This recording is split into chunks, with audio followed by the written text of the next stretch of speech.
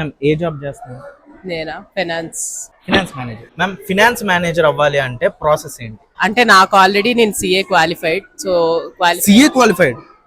Qualify అయిన తర్వాత 6 years experience.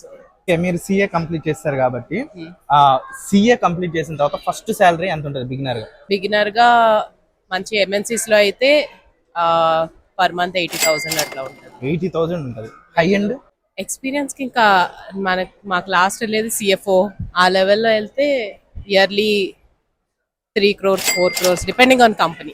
Ma'am ఎవరైనా ఇప్పుడు సిఏ జాయిన్ అవ్వాలి అనుకుంటే వాళ్ళకి మీరు ఇచ్చే సజెషన్స్? మీరు 5 years కమిటెడ్ గా ఇంకా నేను సిఏ అవ్వాలి అని అనుకుంటేనే జాయిన్ అవ్వండి, లేదంటే జాయిన్ అవ్వద్దు. మీరు ఎంత శాలరీతో స్టార్ట్ చేశారు మీ జర్నీ? బాగా గుర్తుంటుంది కదా. నేను 2018 లో క్వాలిఫై అయ్యా. సో అప్పుడు నా శాలరీ 50,000 పర్ మంత్. 50,000 తో స్టార్ట్ చేశారా మీరు? మీకు అంటే అసలు ఇప్పుడు అడగను కూడా అడగకూడదు.